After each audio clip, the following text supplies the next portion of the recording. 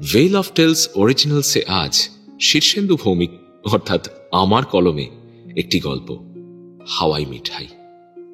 গল্পের পরিচালনা, প্রোডাকশন ও sound design আমি শীর্ষেন্দু ভৌমিক, সহপরিচালনা এবং সহযোগিতায় স্বাগতা সাহা ভৌমিক, পোস্টার ডিজাইন প্রভাকর কুণ্ডু। তাহলে শুনতে থাকুন আমাদের আজকের নিবেদন, একটি অন্যরকম ভালোবাসার গল্প, হাওয়াই মিঠাই।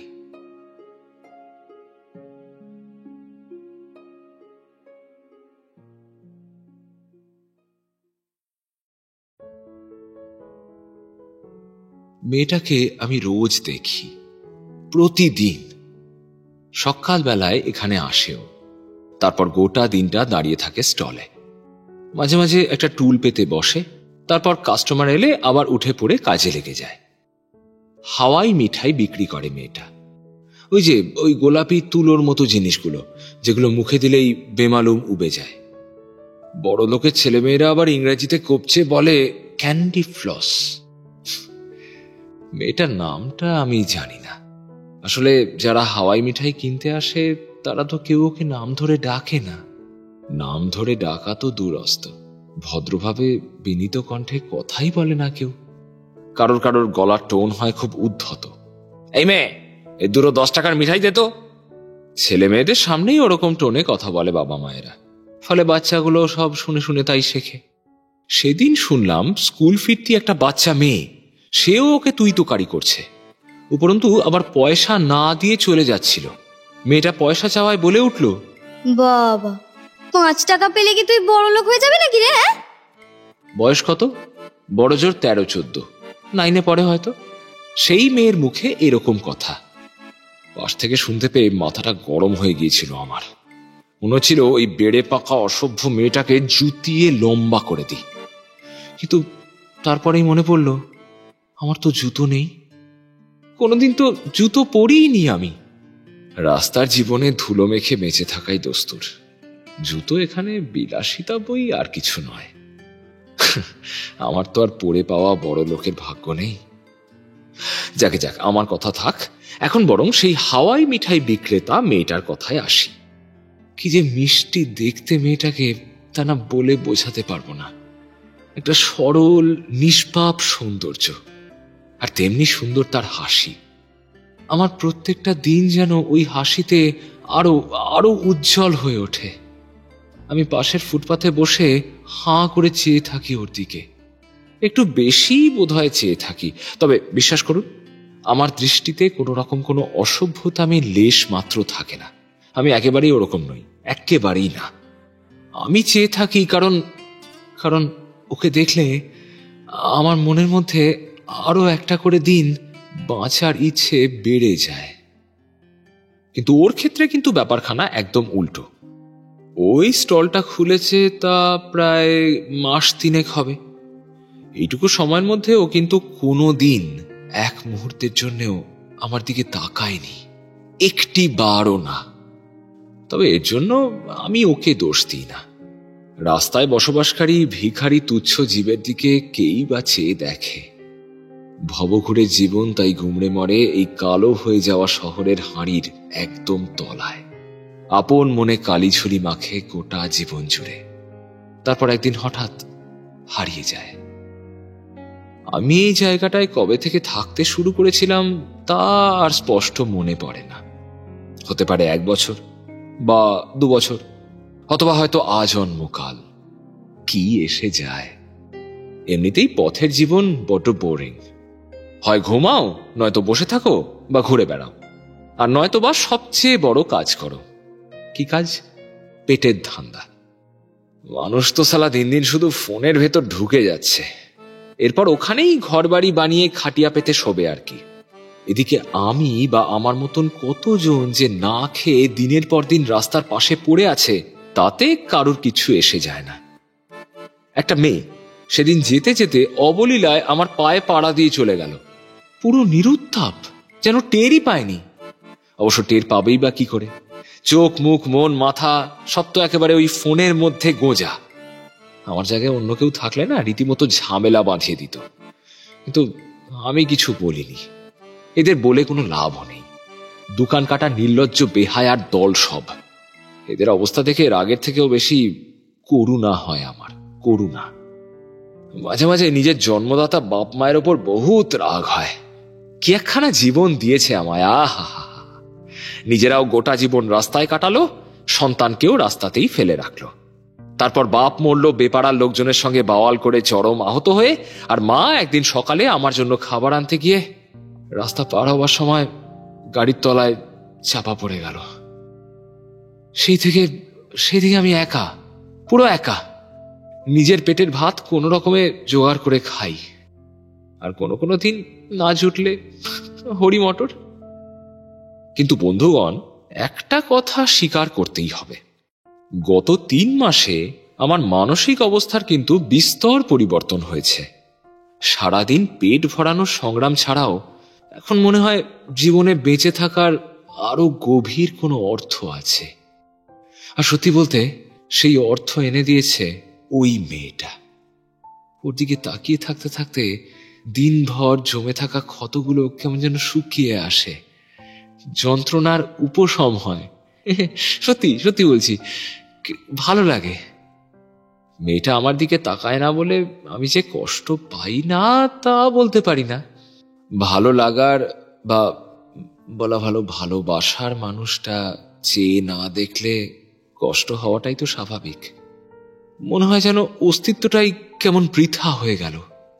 আচ্ছা, আমার দিকে একটিবার মাত্র তাকানো যায় না? খুব সমস্যা হবে তাতে? আমি তো এর থেকে বেশি আর কিচ্ছু চাই না, কিচ্ছু না। অনেকবার চেষ্টা করেছি বিষয়টা নিয়ে মাথা না ঘামাতে, কিন্তু অত সহজ না, ওরম মনে হয়। কিন্তু বুকের ভেতর প্লাবন এলে তা শত বাঁধ দিয়েও সামলানো বড় কঠিন, বড় কঠিন। মেয়েটার দোকানের বা বলা ভালো স্টলের হেব্বি সুনাম, তাই বিক্রিও হয় দেদার। ছোট বাচ্চা থেকে বুড়ো দাদু ঠাম্মা সবাই ওখান থেকে হাওয়াই মিঠাই কিনে খায়। ওই সামনের মোড়টা ঘুরলেই একটা ছোট চিড়িয়াখানা আছে, ওইখানেই চিড়িয়াখানার গেটটা। তো লোক আসছে যাচ্ছে সারাদিন, আর এখানে এলে ওই মেয়েটার তৈরি হাওয়াই মিঠাই সববার চাই। মেয়েটার হাতও চলে দারুণ। অবাক হয়ে আমি দেখি কি অবলীলায় ও হাত ঘুরিয়ে চোখের নিমেষে ক্যান্ডি ফ্লসগুলো বানিয়ে ফেলে।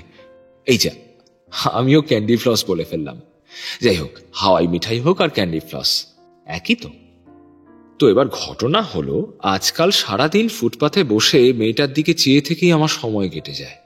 সেখান থেকে উঠে আর খাবারের সন্ধানে যেতেও ইচ্ছে করে না। এই করে করে অর্ধেক দিন না খেয়েই থাকি, আর তার ফলস্বরূপ শরীরও ভাঙছে খুব বাজে ভাবে। শুধু রোগা যে হয়েছি তাই নয়, আজকাল দুর্বলও লাগে বেশ। তাও আমার কোনো হেলদোল নেই। ওই হাওয়াই মিঠাই রমণীর মোহেই আচ্ছন্ন আমার মন, আমার সত্তা। আজ সকালেও আমি ফুটপাথের উপর আমার নির্দিষ্ট জায়গায় বসে এক দৃষ্টে তাকিয়েছিলাম ওর দিকে। অন্যান্য দিনের মতো আজও মেয়েটা একবারও চেয়ে দেখেনি আমার দিকে। ওর পৃথিবীতে যেন আমার কোনো অস্তিত্বই নেই। জানি না কেন আজ প্রথমবার আমার খারাপ লাগাটা কেমন যেন একটা বিরক্তিতে রূপান্তরিত হলো। একবার মনে হলো, ধুস শালা, আর ওদিকে তাকাবই না, বেকার স্নায়ুর অবক্ষয়। কিন্তু ওই যে ভাবাটা যত সহজ, করাটা তার থেকে 100 কোটি গুণে বেশি কঠিন। ও মেয়ে আমাকে এমন ভাবে বশ করে রেখেছে যে ওদিক থেকে চোখ সরাতেই পারি না, আমি চেষ্টা করেও পারি না। আজ অবশ্য আমার দিবা স্বপ্নের ঘোর ভাঙল একটা নারী কণ্ঠের আওয়াজে। বা কানের কাছে হঠাৎ শুনতে পেলাম, আরে এই হতচ্ছাড়া কোথাকার, এই নিয়ে 3 বার ডাকলাম তোকে, এখনো শুনতে পাসনি? বল। আমি একটু চমকে উঠেই পাশে তাকিয়ে দেখি লাবড়ি দাঁড়িয়ে আছে। ওর টানা টানা মায়াবী চোখগুলো এখন আগুনের ভাঁটায় রূপান্তরিত হয়েছে, আর সেই আগুনের দৃষ্টি নিবদ্ধ আমার দিকেই। আমি কোনো উত্তর দেবার আগেই লাবড়ি বলে উঠল, আবার না, আবার এই হাবাতের মতো চেয়ে আছিস ওই মিঠাই বালির দিকে? হ্যাঁ, তো লজ্জা করে না? না আপদ। সারাটা দিন এই একই জায়গায় বসে জুল জুল করে চেয়ে আছে একটা অন্য মেয়ের দিকে। যত সব। আমি কিছু বলতে গিয়েও বলতে পারলাম না। লাবড়ির কণ্ঠে রাগ বা বিরক্তির থেকেও যেটা বেশি অনুভব করলাম সেটা হলো যন্ত্রণা। এটা আমি আগেও সন্দেহ করেছি, এখন আরো বেশি করে মনে হলো এই মেয়েটা আসলে মনে মনে আমাকে ভালোবাসে। মুখে কোনোদিন কিছু বলেনি, কিন্তু হাবে ভাবে মাঝে মাঝেই প্রকাশ পায়। ও আর ওর মা রাস্তার ওপারের ফুটপাতের পাঁচিলটার গায়ে থাকে। শুনেছি ওর মা নাকি খুব বড় ঘরের মেয়ে ছিল, কিন্তু কোনো এক অজানা কারণে ওর মাকে বাড়ির লোকজন অন্তঃসত্ত্বা অবস্থায় বাড়ি থেকে বার করে দেয়। আর তারপর থেকে এই রাস্তায় তার ঘর বাড়ি। লাবড়ির জন্ম রাস্তায়, তবুও ওর চেহারায় বড় বাড়ির আভিজাত্য যেন ফুটে বেরোয়। আর সেই মেয়ের কিনা মনে ধরেছে আমার মতো এক চালচুলোহীন বেটাকে, এই অকৃতজ্ঞের এক শেষটাকে। হ্যাঁ, অকৃতজ্ঞই তো। লাবড়ি না থাকলে আজ আমার বেঁচে থাকার কোনো কথাই ছিল না। আমি তো ওই হাওয়াই মিঠাই মেয়ের মুখদর্শনে হতে দিয়ে পড়ে আছি। এতে লাবড়ি কষ্ট পায়, অথচ তাও নিজের মজুত করা খাবার থেকে আমার জন্য খাবার নিয়ে আসে। সেই খেয়েই কিন্তু আমার দিনের পর দিন চলছে, অথচ আমি আজ পর্যন্ত কোনোদিন ওকে একটা ধন্যবাদ পর্যন্ত দিইনি। আমার পাশে ওর অস্তিত্বকে কোনো রকম আমলই দিইনি আমি, ঠিক যেমন আমার অস্তিত্ব স্বীকার করে না ওই মিঠাইওয়ালি সুন্দরী। জ্ঞান পাপীর মতো তবুও আমি উলু বনে মুক্ত ছড়িয়ে যাচ্ছি। কেমন যেন দিনে দিনে নিজের থেকে নিজেকে হারিয়ে ফেলছি আমি। কোনো এক অতলে যেন ক্রমাগত তলিয়ে যাচ্ছি। তুই কিন্তু আবারও সেই সর্বনেশে খেলায় মেতেছিস। আরে বাবা, ওই মেয়ে একটা ডাইনি, তোকে পুরো বশীকরণ করে রেখেছে। এখনো সময় আছে বলছি, এখান থেকে এবার ওঠ। ওইদিকে চেয়ে বসে থাকলে তোর জীবন চলবে? হ্যাঁ, বলে উঠল লাবড়ি। আমি কোনো উত্তর না দিয়ে মাথা নিচু করলাম। লাবড়ি এবার চাপা গলায় বলল, ওটা একটা ডাইনি মাগি। চুপ চুপ, একদম চুপ। আমার চিৎকারে থতমত খেয়ে চুপ করে গেল লাবড়ি। আমি বলে চললাম, একদম মুখ সামলে কথা বলবি। ও মোটেই ডাইনি নয়, ডাইনি নয়। ও একটা পরী, পরী। আর আমাকে ওর দৃষ্টি থেকে সরতে বলছিস? জেনে রাখ, ও আজ পর্যন্ত একবারের জন্যেও আমার দিকে তাকায়নি। দেখলাম লাবড়ির চোখ দুটো ছলছল করছে। এবার আমার সত্যিই খারাপ লাগলো যে আমার দিকে কোনোদিন তাকাই না, তার জন্য কিনা আমি আমার একমাত্র বন্ধুর সাথে এমন দুর্ব্যবহার করছি। অপরাধী লাগলো আমার। আমি আমার বাঁ হাতটা আলতো করে লাবড়ির মাথায় রেখে বললাম, সরি লাবড়ি, আমি তোকে ওভাবে বলতে চাইনি। আসলে আমার কিছু ভালো লাগছে না রে। লাবড়ি কোনো উত্তর দিল না, নীরবে কেঁদেই চলল।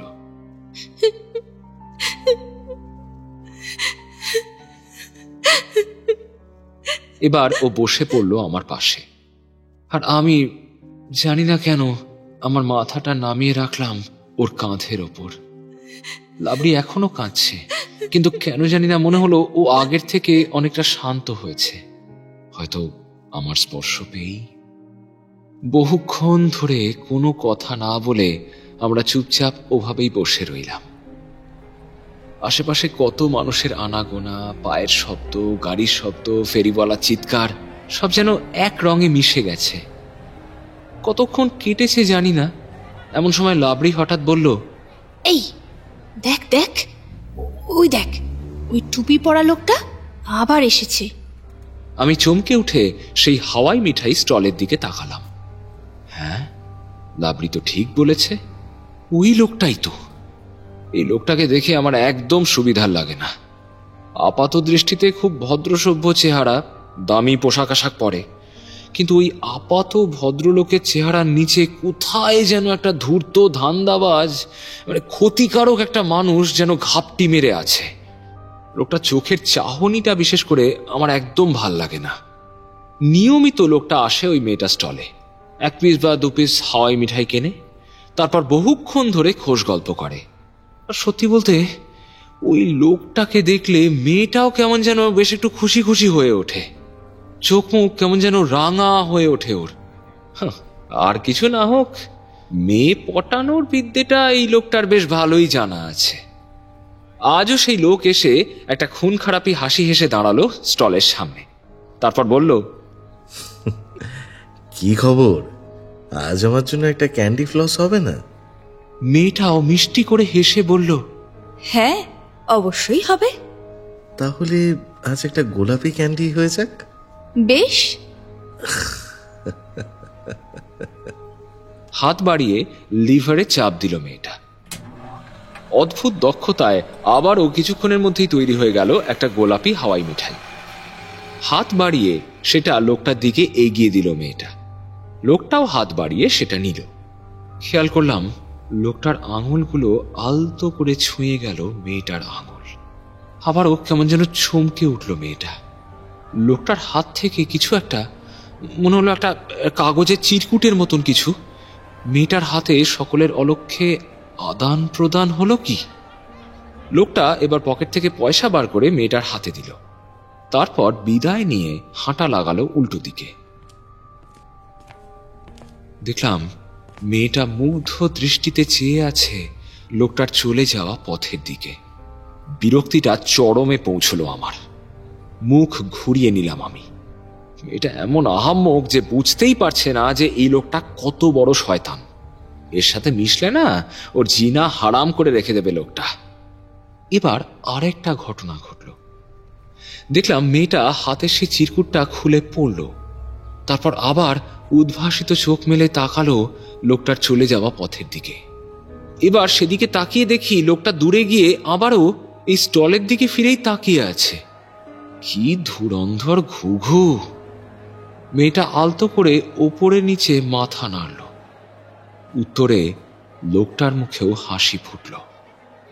মেয়েটার কাছে সেই হাসি ভুবন ফোলানো হলেও আমি কিন্তু দিব্যি টের পেলাম ওটা লোভের হাসি, লাম্পট্যের হাসি।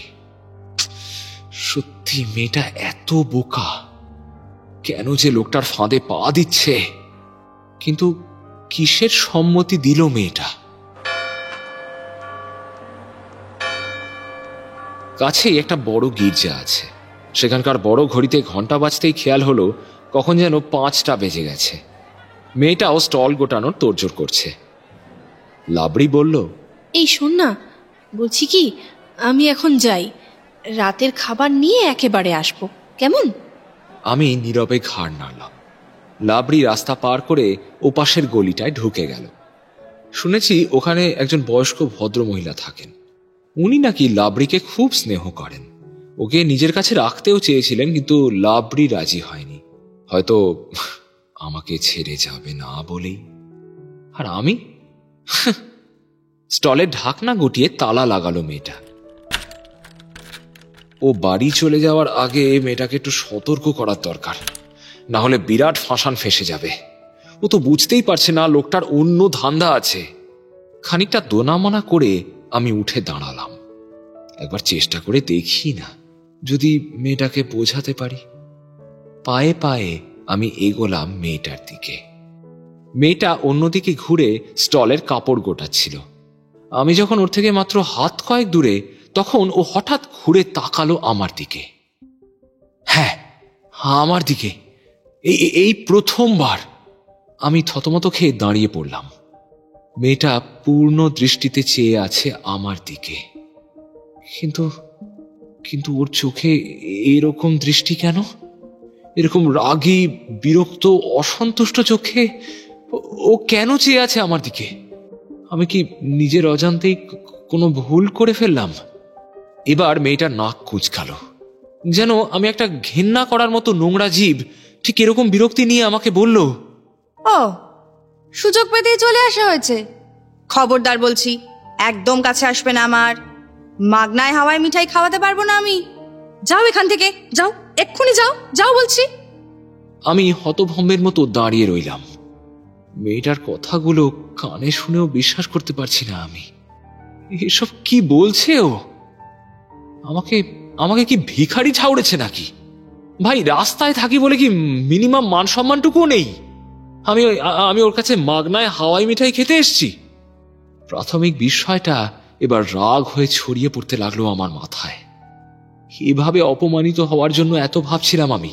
হ্যাঁ, এর জন্য দিনের পর দিন নাওয়া খাওয়া ভুলে এখানে বসে থাকি আমি। নিজের কথা ভাবি না, যারা আমাকে সত্যি সত্যি ভালোবাসে তাদের কথা ভাবি না, কারোর কথা ভাবি। আর তারপর আমার স্ট্যাটাসটা কি দাঁড়ায়? ভিখারি। হ্যাঁ সালা, আমি একটা বেহায়া বেহদ্দ ছোট লোক, ফুটপাতবাসী ভিখারি। ভিখারি। আর এক মুহূর্ত সেখানে না দাঁড়িয়ে আমি ঘুরে হাঁটা লাগালাম। রাস্তাটা পার হয়ে লাবড়িদের দিকের ফুটপাতটায় উঠে এলাম। লাবড়ি এখনো ফেরেনি, সময় লাগবে বলেই মনে হয়। ততক্ষণ বরং এখানেই বসে থাকি। এবার থেকে এখানেই বসবো আমি, আর সালা ওদিকে যাবই না। এখানেই শান্তি। কিন্তু শান্তি কি আর চাইলেই পাওয়া যায়? সে তো আর আমার বাপের চাকর নয় যে ডাকবো আর ছুটে আসবে। সবে এক পাশে একটু হাত পা ছড়িয়ে বসেছি, তখনই শুনতে পেলাম একটা বুড়ির হেঁড়ে গলা। কিরে, খুব মন খারাপ হয়েছে বুঝি? আমি চমকে উঠে এদিক ওদিক চাইলাম, কই কেউ নেই তো। কথাটা তাহলে কে বলল? বেশ কয়েক মুহূর্ত আধো অন্ধকারে ভালো করে ঠাহর করার পর আমি দেখতে পেলাম পাশের বড় অশ্বত্থ গাছটার মোটা গুঁড়ির আড়াল থেকে উঁকি মারছে একটা বুড়ির মুখ। বুড়িটাকে আমি চিনি, সবাই ওকে ডাকে গামলি বলে। একে তো অনেক বয়স, তার উপর বিশাল মোটা আর থলথলে চেহারা, ফলে বিশেষ হাঁটা চলা করতে পারে না।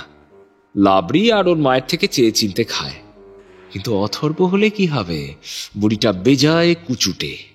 সবসময় এর কাছে ওর নামে, ওর কাছে তার নামে লাগানি ভাগানি করে বেড়ায়। সব সময় পরনিন্দা পরচর্চা করা, কেচ্ছা করা, এটা ওর জীবনের একমাত্র এন্টারটেনমেন্ট। আমি একটু অবাক হয়ে বললাম, কেন? আমার হঠাৎ মন খারাপ হতে যাবে কোন দুঃখে? খ্যাক খ্যাক করে একটা বিশ্রী হাসি হাসলো গামলি বুড়ি। তারপর বলল,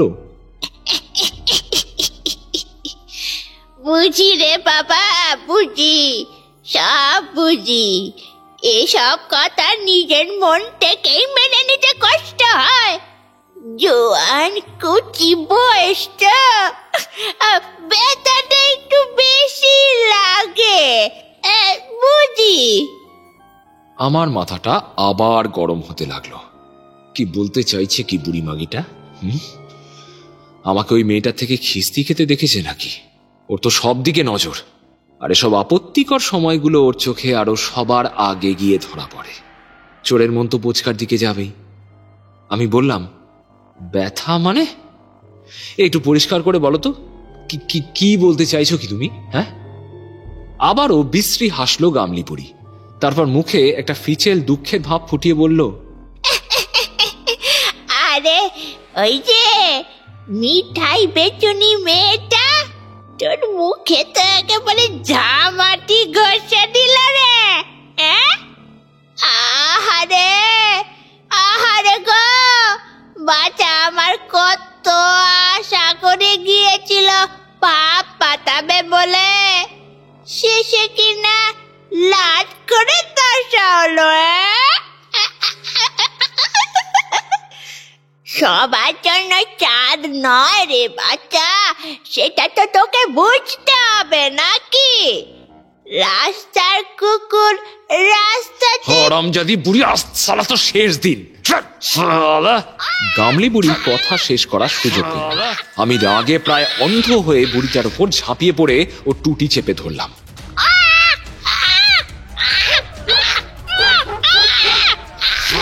সরু কর্কশ গলার চিৎকারে আশপাশ থেকে সকলে ছুটে এলো।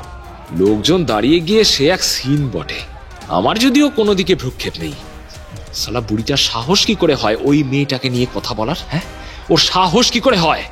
শেষমেশ বল্টু, লাবড়ি, লাবড়ির মা আর বোচাই এসে বুড়িটাকে আমার থেকে ছাড়ালো। মুনাই ছাড় ওকে, মুনাই ছাড়, ছাড় না, ছাড় মুনাই, মুনাই, মুনাই কথা শোন, মুনাই ছাড়, মুনাই ছাড় ওকে। আমি তখন উত্তেজনায় রীতিমতো কাঁপছি, আর বুড়িটার অবস্থা তো তথই বচ। দেখলাম অবস্থা একেবারে টাইট। ওর গলার অবস্থা দেখে আমার নিজেরই কেমন যেন মাথাটা ঘুরে গেল। বাবা, এরকম ভাবে ওর গলা চেপে ধরেছিলাম আমি এমন কাজ করতে পারি এটা ভাবাই যায় না। আমি চোখ সরিয়ে নিলাম। দেখলাম লাবড়ি বিভ্রান্ত দৃষ্টিতে তাকিয়ে আছে আমার দিকে। এই মহল্লায় কেউ কোনোদিন আমাকে মারপিট করতে দেখেনি। মারপিট তো দূরের কথা, কেউ আমাকে কোনোদিন কারোর সাথে একটা কথা কাটাকাটি পর্যন্ত করতে দেখেনি। আর সেখানে আজ আমি এইভাবে একজন বয়স্ক মহিলার ওপর ছি ছি ছি ছি ছি ছি ছি। আমি মাথা নিচু করে সরে গেলাম। একটা লোক রাস্তার ধারে বউ বাচ্চা নিয়ে দাঁড়িয়ে তামাশা দেখছিল, বোধহয় চিড়িয়াখানায় বেড়াতে এসেছিল। শুনলাম লোকটা দাঁত কেলিয়ে বউকে বলছে, এদের কাজই এই, বুঝলে তো, দিনরাত রাস্তার পাশে পড়ে থাকবে আর তারপর নিজেদের মধ্যে ক্যাচাল করবে, এছাড়া আর জীবনে কিছু নেই। ফালতু যত সব। চলো চলো চলো, বাড়ি যেতে হবে, দেরি হয়ে যাচ্ছে। আমি নীরবে রাস্তার অন্য পাশে এসে বসে পড়লাম। লাবড়িও আমার পিছন পিছন এসে বসলো আমার পাশে। তারপর চাপা অথচ শক্ত গলায় বলল, কি হয়েছে তোর? আমি ওর দিকে না তাকিয়েই উত্তর দিলাম, কিছু হয়নি। হুম, কিছু তো একটা হয়েছে, না হলে তুই, আর কেউ না, তুই এমন বয়স্ক একজন মহিলাকে এভাবে অ্যাটাক করলি? বল না আমাকে, কি হয়েছে? আমি তবু বললাম, আরে বললাম তো কিছু হয়নি, এই মাথা ঠিক ছিল না। এমনি এমনি তো কারো মাথা বিগড়োয় না মুনাই। কেন জানি না, আমার মনে হচ্ছে বুড়িটা তোকে ভুলভাল কিছু একটা বলেছে। আর আমি যদি খুব ভুল না করে থাকি, তাহলে ও কথাগুলো বলেছে ওই হাওয়াই মিঠাই বেচা মেয়েটাকে নিয়ে। আর সেই জন্যেই তুই এইভাবে রিয়াক্ট করেছিস। সত্যি কিনা বল, বল না। অন্য সময় হলে আমি জোর গলায় প্রতিবাদ করে উঠতাম, কিন্তু এখন মনের অবস্থাটা এমন যে আমি কিছুতেই ব্যাপারটা অস্বীকার করতে পারলাম না। লাবড়ি কেমন করে সব বুঝে ফেলে, কেমন করে আমার মনের গভীরে ঢুকে পড়েও, হ্যাঁ কি করে? আমি কোনো মতে বললাম, তুই তো সবই বুঝেই ফেলেছিস দেখছি। সত্যি বলতে তাই। ঠিক কি হয়েছে বলতো?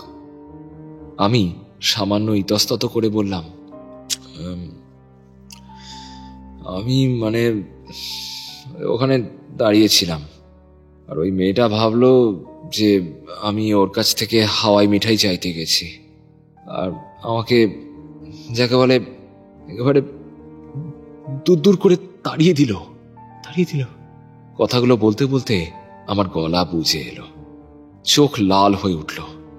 লাবড়ি মাথা রাখলো আমার কাঁধে, তারপর নাক দিয়ে আমার গালটা আলতো করে ছুঁয়ে বলল, আর সেটা দেখে বুড়িটা তোকে আওয়াজ দিচ্ছিল, তাই তো? এবার সবটা বুঝলাম। দুঃখ পাস না রে মুনাই, আমাদের ভাগ্যই যে এমন। তুই তো জানিস আমরা জন্মেছি সব মানুষের অভিশাপ কুড়োতে। আমরা যতই সবাইকে ভালোবাসি না কেন, আমাদের কপালে সেই লাথি ঝাঁটাই জুটবে। আমি চুপ করে বসে রইলাম লাবড়ির সাথে। কথার অভাবেই যেন কথার পাহাড়। কিছু বলার প্রয়োজন নেই, কিছু না। ও আমার সব জানে, আমার গোটা অস্তিত্বটাই ও জানে। খানিক পর অন্ধকার আরো গাঢ় হয়ে এলো। মানুষের কোলাহল এখন আর নেই, শুধু সোডিয়াম ল্যাম্পের সোনালি আলো মাখা রাজপথে বিরামহীন ছুটে চলেছে একের পর এক গাড়ি। সবাই ছুটছে, শুধু আমরা বাদ দিয়ে। আমি এবার বললাম, লাবড়ি চল না, আমরা একটু হেঁটে আসি, চল, বসে থাকতে আর ভাল লাগছে না রে। দুজনেই উঠে পা বাড়ালাম ও পাশের খালটার দিকে। খালের ওপর একটা চওড়া ব্রিজ আছে, ওটা পেরিয়ে ও পাশটায় একবার ঘুরে এলে হয়।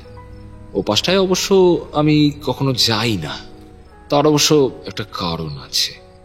লাবড়ি বলল, এই মুনাই, আমরা ওদিকে কোথায় যাচ্ছি রে? হ্যাঁ হ্যাঁ, ভাবছি ওই ব্রিজের ওপারটায় একটু ঘুরে আসি নাকি। আরে তুই কি খেপেছিস? ওটা নেলোর এলাকা। গত বছর ও তোকে রীতিমতো থ্রেট দিয়েছিল যে ওর এলাকায় পা রাখলে তোর ছবি বানিয়ে মালা টাঙাবে। তুই কি সব ভুলে গেলি নাকি? কিছুই ভুলিনি আমি। নেলো আমাদের মতোই পথবাসী, কিন্তু ওই পাড়ায় ওর রীতিমতো মস্তানের মতো দাপট। লাবড়িকে ওর একসময় হেব্বি পছন্দ ছিল, কিন্তু লাবড়ি ওকে পাত্তাও দেয়নি, উল্টে এসে ভিড়েছে আমার সাথে। ফলে নেলোর সব রাগ এসে পড়েছে এখন আমার উপর। গতবার সেই নিয়েই আমাকে রীতিমতো হুমকি দিয়েছিল। আমি একটা কথাও বলিনি। বিজয়ীর হাসি হেসে লাবরিকে সাথে নিয়ে ফিরে এসেছিলাম আমার নিজের পাড়ায়। এখন ওদিকে গেলে সত্যি সত্যি গোলমাল হওয়ার বিস্তর সম্ভাবনা, কিন্তু তবুও কোন জেদের বসে যে আমি ওদিক পানে হেঁটে চলেছি তা আমি নিজেই জানি না। লাবরি অসহায় কণ্ঠে বলল, তুই আবার আজ একটা বাওয়াল করার ধান্দা করছিস মুনাই। এবার ওর দল বল মিলে আমাদেরকে যদি তাড়া দেয় তখন কি হবে বলতো? আমরা তো মাত্র দুজন। ওর কণ্ঠে ভয়ের আভাস স্পষ্ট। লাবরির কথা শেষ হতে না হতেই ব্রিজের ওপার থেকে নেলোর গলা ভেসে এলো। এই দুটো কপত কপতি এইখানে কি করছে বে? হ্যাঁ, সালাদের বুকের পাটা খুব বেড়ে গেছে দেখছি। হ্যাঁ, আমি যথাসম্ভব শান্ত গলায় বললাম, আমরা শুধু একটু হেঁটে বেড়াচ্ছি, আর কিছু না। ও বাবা, মহারাজ হাঁটতে বেরিয়েছেন? নেলোর গলায় বিদ্রুপ ঝরে পড়ল। তা সেটা আমার এলাকা বাদ দিয়ে করতে হবে যে চাঁদু? হ্যাঁ, এটা প্রেম সরণি নয় যে চাইলেই জোড়ায় জোড়ায় হেঁটে বেড়ানো যায়। পাশ থেকে ওর একটা চামচা ফুট কাটল। একবার শুধু বলো গুরু, ওর সাত বাবার পিন্ডি তুলে একদম মুখে দিয়ে দেবো, শুধু একবার বলো, একবার। নেলোর মনে হলো নতুন করে কোনো ঝামেলা করার উদ্দেশ্য নেই। ও বলল, এই না না, কোনো খিচাইন করে লাভ নেই। এই তোর দিন ফোট তো এখান থেকে, না হলে কিন্তু আর পাড়ায় ফেরা হবে না। চল বে, যা, ফোট ফোট এখান থেকে। আমরা আর একটাও কথা বাড়ালাম না।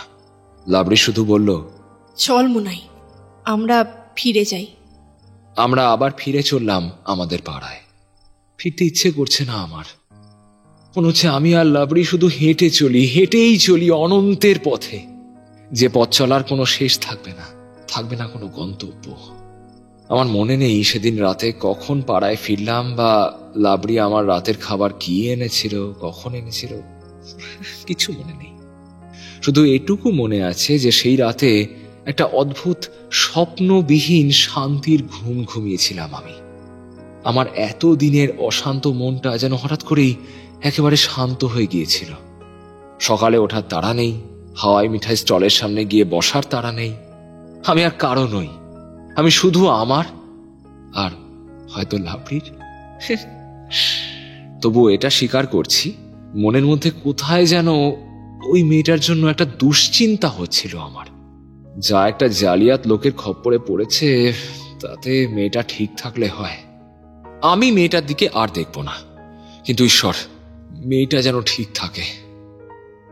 আমাকে অবাক করে দিয়ে পরদিন মেয়েটা এলো না, দোকানও খুলল না। আমার পাশাপাশি লাবরিও দেখলাম বেশ অবাক হয়েছে। এমন আজ অব্দি একবারও হয়নি যে মেয়েটা দোকান খোলেনি। তবে আজ ওর দোকান বন্ধ কেন?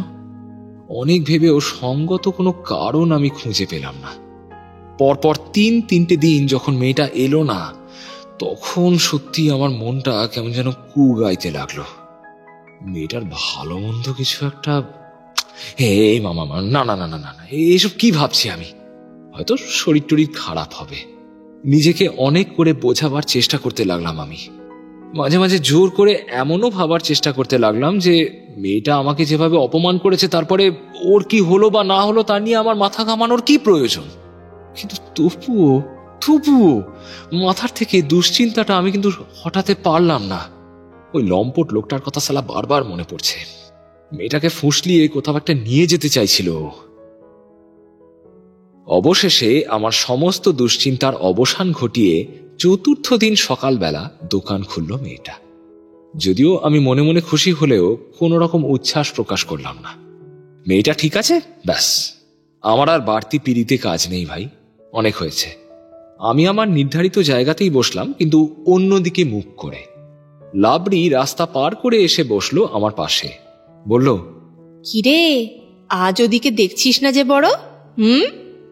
আমি কোনো প্রতিবাদ না করে বললাম, সবই তো জানিস, রাস্তায় থাকি বলে কি কোনো আত্মসম্মান বোধ নেই নাকি আমার? হ্যাঁ, ভাড়মে যাক দুনিয়া। ওই মেয়ের দিকে আমি আর তাকাবোই না, তাকাবো না না না।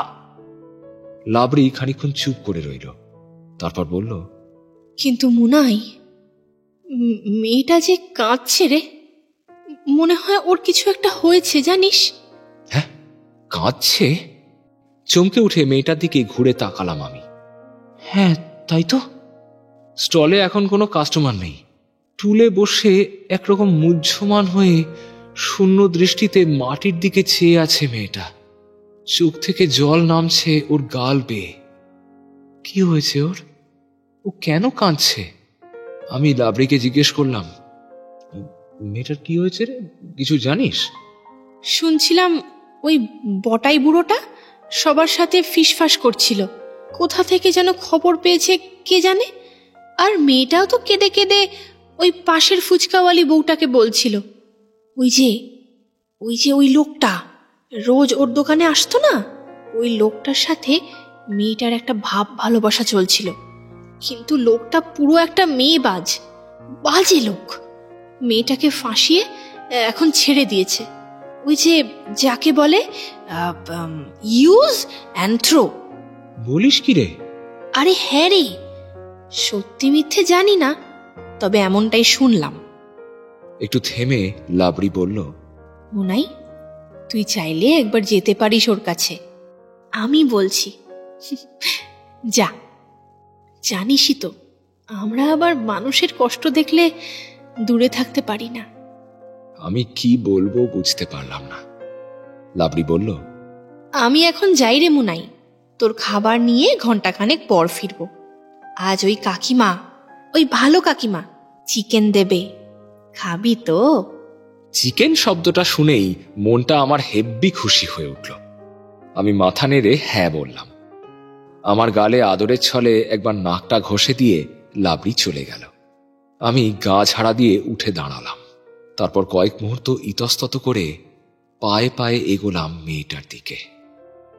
আচ্ছা, আজও যদি আগের দিনের মতো আমাকে অপমান করে, যদি দূর করে তাড়িয়ে দেয়, সেদিকে আমার কিছু যায় আসে না। আমি আরো এগোলাম। মেয়েটা এবার চোখ তুলে তাকালো আমার দিকে। এই রে, আবার কেস খেলাম বোধহয়। কিন্তু না, মেয়েটা রাগলো না তো, আমার দিকে ভ্রুকুটি করেও তাকালো না। আমি সাহস পেয়ে আরো একটু এগিয়ে গেলাম, এসে থামলাম মেয়েটার পায়ের কাছে। তারপর চোখ তুলে তাকালাম ওর অশ্রু সজল চোখের দিকে। মেয়েটা এবার ওর হাত রাখলো আমার মাথায়। আমি আরো একটু কাছে সরে এলাম। মেয়েটা এবার টুল থেকে নেমে মাটিতে বসে পড়ল। তারপর দু হাতে আঁকড়ে আমাকে জড়িয়ে ধরলো ওর বুকে। ওর চোখের জল এখন আমার গাল বেয়েও নামছে। আমি ওকে অনেক কথা বলতে চাই, অনেক কথা বলতে চাই। তুমি একা নও, আমি তো আছি তোমার কাছে। আমি আছি। সুখে দুঃখে তুমি আর কাউকে না পাও, আমায় পাবে, সব সময় পাবে। কিন্তু আমি কিছু বলতে পারলাম না। আমি যে ওর ভাষায় কথা বলতে পারি না। আর আমার সমস্ত আনন্দের অভিব্যক্তি যে আমার মুখে প্রকাশ পায় না, সেগুলো প্রকাশ পায় আমার লেজে। মেয়েটা এবার আমার মুখটা দু হাতে ধরে আমার কপালে একটা হামি দিল। তারপর বলল, তোকে আগের দিন খুব বকা দিয়েছিলাম না? খুব কষ্ট পেয়েছিস? আর কোনোদিন বকবো না তোকে, মিথ্যি সোনা কুতু একটা। ওর মুখে ফুটে উঠল সকালের রোদ্দুরের থেকেও উজ্জ্বল একটা হাসি। সেই হাসিতে প্রাণবন্ত হয়ে উঠল আমার সকাল। ফলস্বরূপ আমার গলা থেকেও বেরিয়ে এলো একটা আদুরে ডাক।